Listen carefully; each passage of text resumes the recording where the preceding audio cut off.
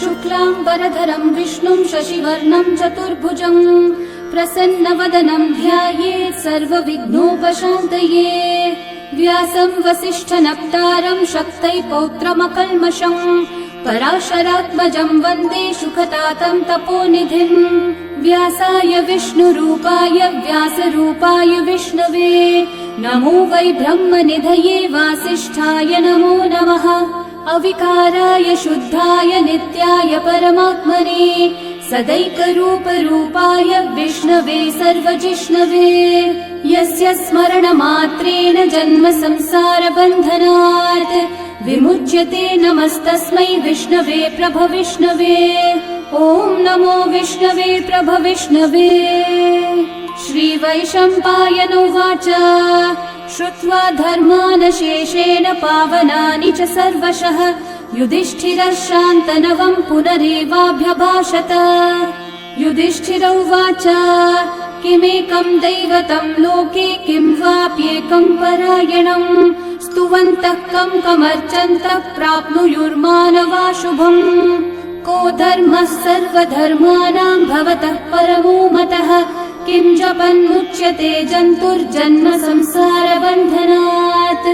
श्रीभीष्म उवाच जगत्प्रभुं देवदेवम् अनन्तं पुरुषोत्तमं स्तुवन्नामः सहस्रेण पुरुषस्तततोत्थितः तमेव चार्चयन् नित्यं भक्त्या पुरुषम् अव्ययम् ध्यायन् स्तुवन्नमस्यं च यजमानस्तमेव च। अनादिनिधनं विष्णुं सर्वलोकमहेश्वरं लोकाध्यक्षं स्तुवन्नित्यं सर्वदुःखातिगो भवेत्। ब्रह्मण्यं सर्वधर्मज्ञं लोकानां कीर्तिवर्धनं लोकनाथं महद्भूतं सर्वभूतभवोद्भवम्। एष मे सर्वधर्माणां धर्मोऽधिकतमो मतः यद्भक्त्या पुण्डरीकाक्षं स्तवैर्वच्चैर्नरः सदा। परमं यो महत्तेजः परमं यो महत्तपः परमं यो महद्ब्रह्म परमं यः परायणम्। पवित्राणां पवित्रं यो मङ्गलानां च मङ्गलम् देवतं देवतानां च भूतानां यो व्ययः पिता यतः सर्वाणि भूतानि भवन्त्यादियुगागमे यस्मिंश्च प्रलयं यान्ति पुनरेव युगक्षये तस्य लोकप्रधानस्य जगन्नाथस्य भूपते विष्णोर्नाम सहस्रं मे शृणु पापभयापहम्। यानि नामानि गौणानि विख्यातानि महात्मनः ऋषिभिः परिगीतानि तानि वक्ष्यामि भूतये। ऋषिर्नाम्नां सहस्रस्य वेदव्यासो महामुनिः छन्दोऽनुष्ठुप् तथा देवो भगवान् देवकीसुतः अमृतांशोद्भवो बीजं शक्तिर्देवकी नन्दनः त्रिसामाहृदयं तस्य शान्त्यर्थे विनियुज्यते। विष्णुं जिष्णुं महाविष्णुं प्रभविष्णुं महेश्वरम् अनेकरूपदैत्यान्तं नमामि पुरुषोत्तमम्।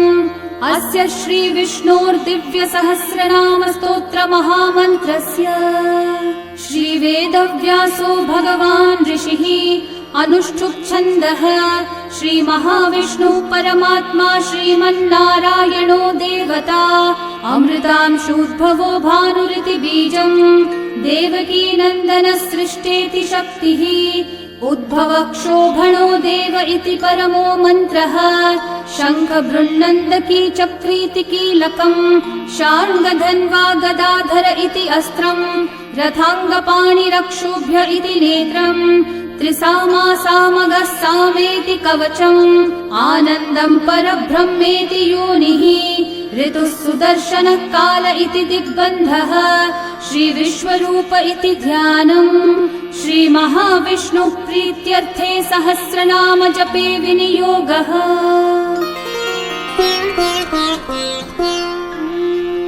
ध्यानम् क्षीरोधन्वत्प्रदेशे शुचिमणिविलसत्सैकते मौक्तिकानां माला क्लृप्तासनस्तस्फटिकमणिनिभैर्मौक्तिकैर्मण्डिताङ्गः शुभ्रैरभ्रैरतभ्रैरुपरि विरचितैर्मुक्तपीयूषवर्षैः आनन्देन पुनीयादरिनलिनगदा शङ्खपाणिर्मुकुन्दः भुःपादौ यस्य नाभिर्वियदसुरनिलश्चन्द्रसूर्यौ च नेत्रे कर्णावाशाः शिरौद्योर्मुखमपि दहनो यस्य वास्तेयमब्धिः अन्तस्थं यस्य विश्वं सुरनरखगो भोगि गन्धर्वदैत्यैः चित्रं रम्यते तं त्रिभुवन विपुषं विष्णुमीशं नमामि। ॐ नमो भगवते वासुदेवाय। शान्ताकारं भुजगशयनं पद्मनाभं सुरेशं विश्वाधारं गगनसदृशं मेघवर्णं शुभाङ्गं लक्ष्मीकान्तं कमलनयनं योगिहृद्ध्यानगम्यं वन्दे विष्णुं भवभयहरं सर्वलोकैकनाथं मेघश्यामं पीतकौशेयवासं श्रीवत्साङ्कं कौस्तुभोद्भासिताङ्गं पुण्योपेतं पुण्डरीकायताक्षं विष्णुं वन्दे सर्वलोकैकनाथम् नमः समस्तभूतानामादिभूताय भूभृते अनेकरूपरूपाय विष्णवे प्रभविष्णवे सशङ्खचक्रं सकिरीटकुण्डलं सपीतवस्त्रं सरसीरुहेक्षणं सहारवक्षस्थलशोभिकौस्तुभं नमामि विष्णुं शिरसा चतुर्भुजम् छायायां पारिजातस्य हेमसिंहासनोपरि आसीनमम्बुदश्याममायताक्षम् अलङ्कृतम् चन्द्राननं चतुर्बाहुं श्रीवत्साङ्कितवक्षसं रुक्मिणी सत्यभामाभ्यां सहितं कृष्णमाश्रये। ॐ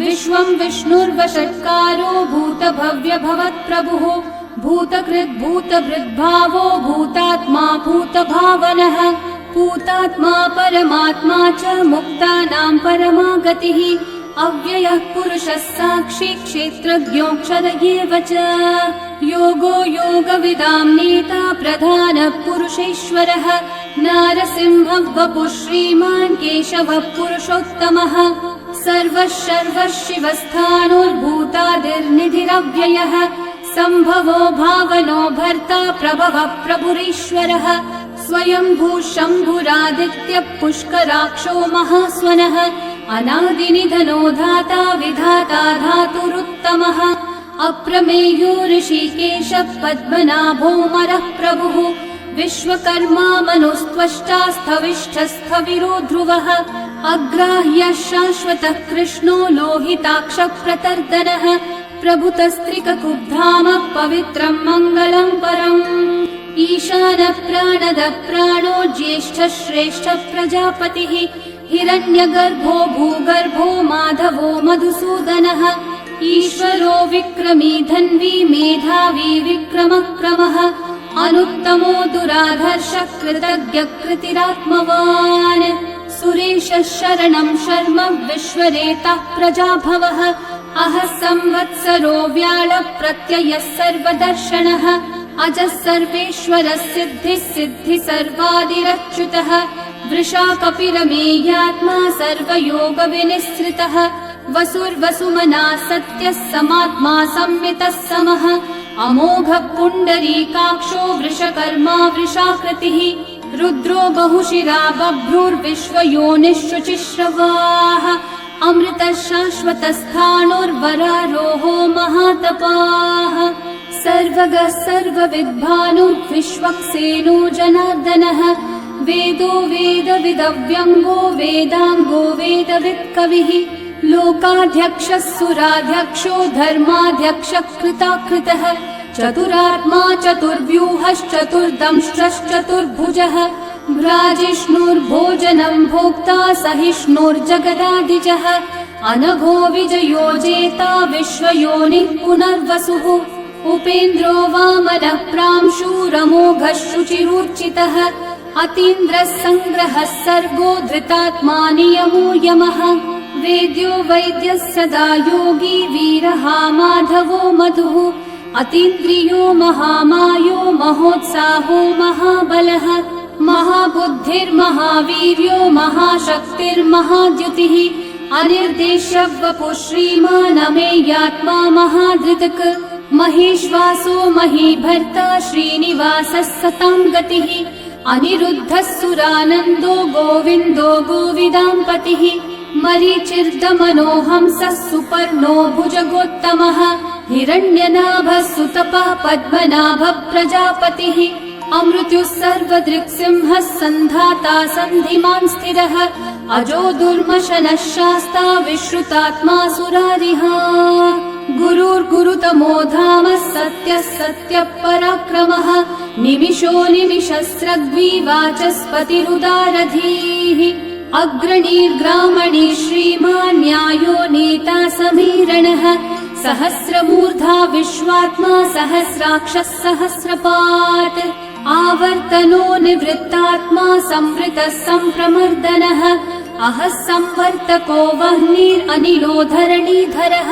सुप्रसादः प्रसन्नात्मा विश्वदृग्विश्वभुग्विभुः सत्कर्ता सत्कृतः साधुर्जह्नुर्नारायणो नरः असंख्येयो प्रमेयात्मा विशिष्टः शिष्टकृच्छुचिः सिद्धार्थः सिद्धसङ्कल्पः सिद्धिदः सिद्धिसाधनः वृषाही वृषभो विष्णुर्वृषपर्वा वृषोदरः वर्धनो वर्धमानश्च विविक्तः श्रुतिसागरः सुभुजो दुर्धरो वाग्मी महेन्द्रो वसुदो वसुः नैकरूपो बृहद्रूपः क्षिपिविष्टप्रकाशनः ओजस्तेजोद्युतिधरः प्रकाशात्मा प्रतापनः रिद्धस्पष्टाक्षरो मन्त्रश्चन्द्रांशूर्भास्करद्युतिः अमृतांशूद्भवो भानुः शशबिन्दुः सुरेश्वरः औषधं जगतः सेतुः सत्यधर्मः पराक्रमः भूतभव्यभवन्नाथः पवनः पावनो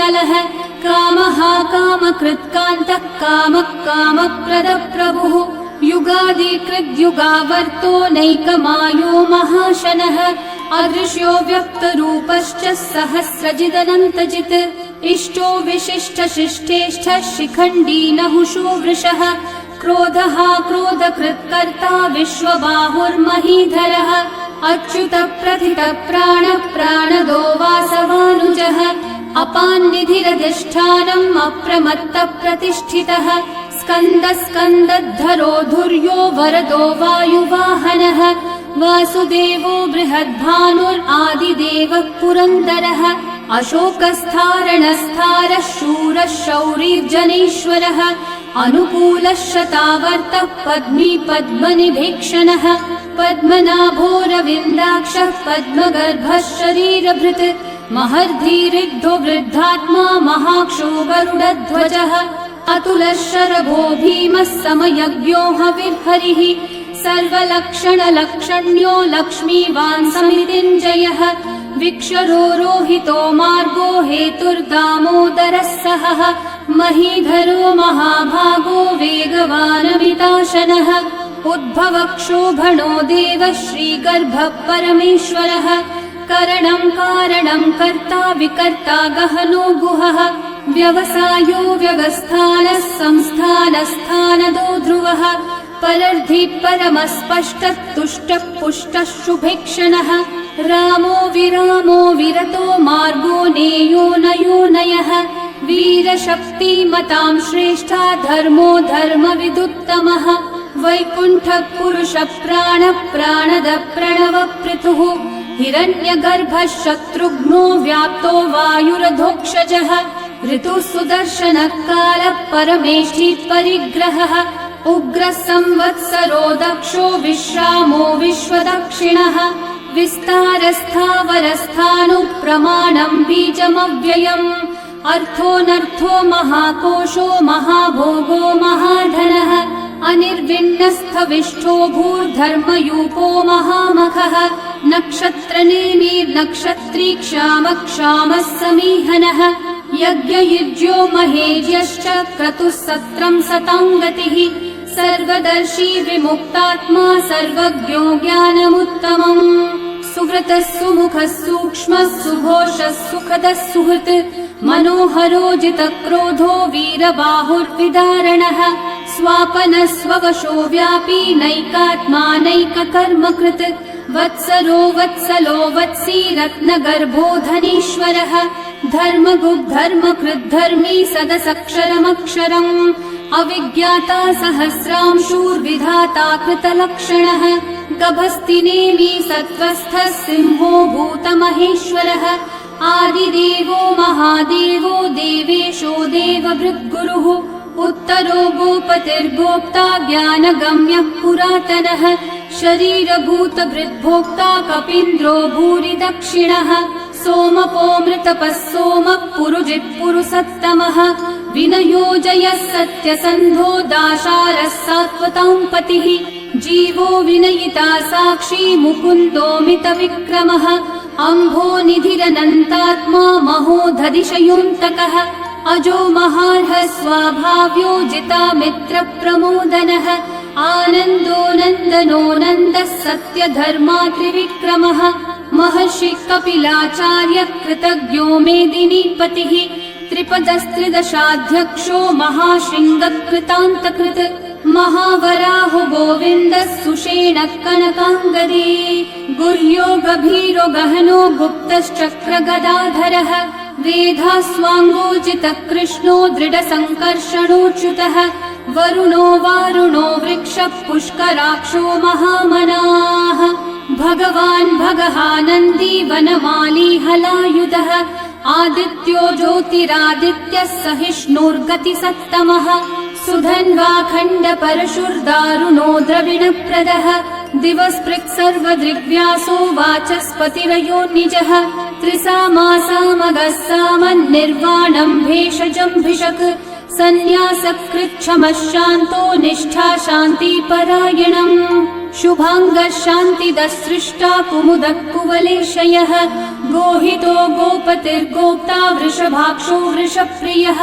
अनिवर्ती निवृत्तात्मा संक्षेप्ताक्षेमकृच्छिवः श्रीवत्सवक्षा श्रीवास श्रीपति श्रीमतांवरः श्रीधः श्रीश श्रीनिवास श्रीनिधि श्रीविभावनः श्रीधर श्रीकर श्रेयः श्रीमान् लोकत्रयाश्रयः स्वक्षस्वङ्गः शतानन्दो नन्दिर्ज्योतिर्गणेश्वरः विजितात्मा विधेयात्मा सत्कीर्तिश्चिन्न संशयः उदीर्णः सर्वतश्चक्षुरनीशः शाश्वतः स्थिरः भूषयो भूषणो भूतिर्विशोकः शोकनाशनः अर्चिष्मान् अर्चितः कुम्भो विशुद्धात्मा विशोधनः अनिरुद्धो प्रतिरथः प्रद्युम्नोमितविक्रमः कालनेमी निहावीरः शौरी शूरजनेश्वरः त्रिलोकात्मा त्रिलोकेशः केशवः केशिहा हरिः कामदेवः कामपालः कामी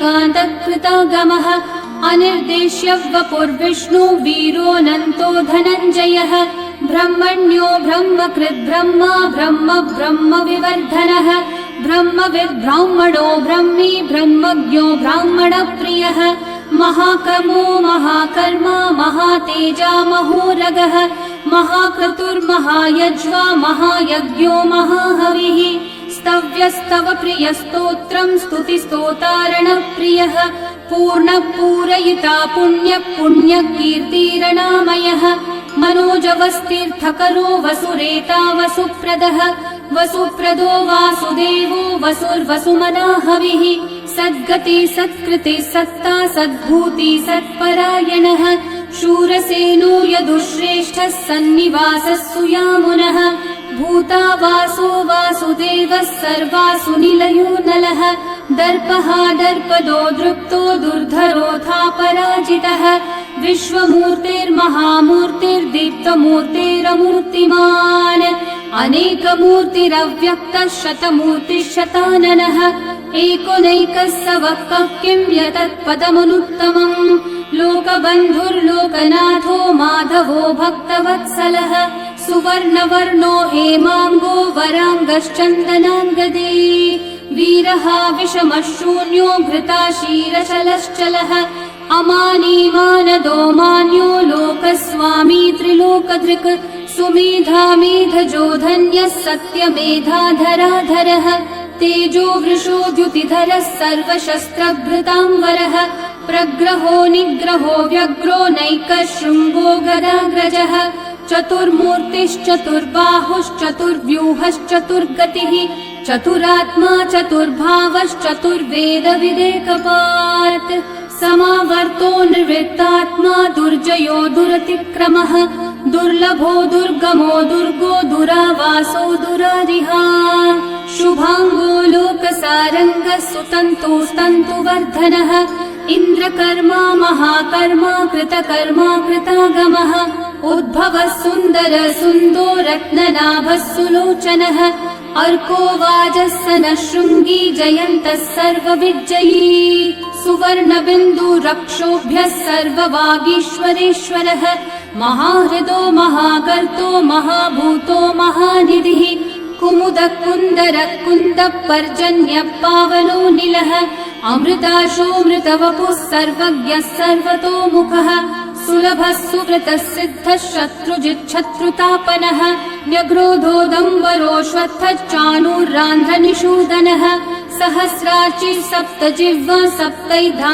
सप्तवाहनः अमूर्तिरनघोचिन्त्यो भयकृद्भयनाशनः अनुर्बृहत्कृशस्थूलो गुणवृन्निर्गुणो महान् अधृतस्वधृतस्वास्य प्राग्वंशो वंशवर्धनः भारभृत्कथितो योगी योगीशः सर्वकामदः आश्रमश्रमणश्रामः सुपर्णो वायुवाहनः धनुर्धरो धनुर्वेदो दण्डो दमयिता दमः अपराजितः सर्वसहो नियन्ता नियमो यमः सत्त्ववान् सात्विकः सत्यः सत्यधर्मपरायणः अभिप्रायप्रियार्होर्हः प्रियकृत्प्रीतिवर्धनः विहाय स गतिर्ज्योतिः सुरचिर्हुतभुक् विभुः रविर्विरोचनः सूर्यः सविता रविलोचनः अनन्तो हुतभुग्भोक्ता सुखदो नैकजोऽग्रजः अनिर्विण्णः सदा मर्षि लोकाधिष्ठानमद्भुतः सनातनतमः कपिलः कपिरव्ययः स्वस्तिदः स्वस्तिकृत् स्वस्ति स्वस्ति भुक् स्वस्ति दक्षिणः अरौद्रः कुण्डली चक्री विक्रम्यूर्जितशासनः शब्दातिगः शब्दसः शिशिरः शर्वरीकरः अक्रूरः पेशलो दक्षो दक्षिणः क्षमिनाम्बरः विद्वत्तमो वीतभयः पुण्यश्रवणकीर्तनः उत्तारणो दुष्कृतिः पुण्यो दुःस्वप्ननाशनः वीरः रक्षणः सन्तो जीवनः पर्यवस्थितः अनन्तरूपोऽनन्तः श्रीर्जितमन्युर्भयापहः चतुर्रश्रो गभीरात्मा विदिशो व्यादिशो दिशः अनादिर्भूर्भुवो लक्ष्मी सुवीरो रुचिराङ्गदः जननो जनजन्मादि भीमो भीमपराक्रमः आधारनिलयो धाता पुष्पहास प्रजागरः ऊर्ध्वगः सत्पथाचारः प्राणदः प्रणवप्पणः प्रमाणं प्राणनिलयं प्राणभृत् प्राणजीवनः तत्त्वं तत्त्वविदेकात्मा जन्म मृत्युजरातिगः भूर्भुवः स्वस्तरुस्तारः सविता प्रपितामहः यज्ञो यज्ञपतिर्यज्वा यज्ञाङ्गो यज्ञवाहनः यज्ञभृद्यज्ञकृद्यज्ञी यज्ञभुग्यज्ञसाधनः यज्ञातकृद्यज्ञगुह्यामन्नमन्नादयेव च आत्मयोनिः स्वयं जातो वैखानः सामगायनः देवकीनन्दनः सृष्टा शितीशः पापनाशनः शङ्खबृन्नन्दकी चक्री शार्ङ्गधन्वा गदाधरः रथाङ्गपाणिरक्षोभ्यः सर्वप्रहरणायुधः सर्वप्रहरणायुध ॐ नम इति वनमाली गदी शार्ङ्गी शङ्खी चक्री च नन्दकी श्रीमान्नारायणो विष्णुर्वासुदेवोऽभिरक्षतु वनमाली गदी शार्ङ्गी शङ्खी चक्री च नन्दकी श्रीमान्नारायणो विष्णुर्वासुदेवोऽभिरक्षतु वनमाली गदी शार्ङ्गी शङ्खी चक्री च नन्दकी श्रीमान्नारायणो विष्णुर्वासुदेवोऽभिरक्षतु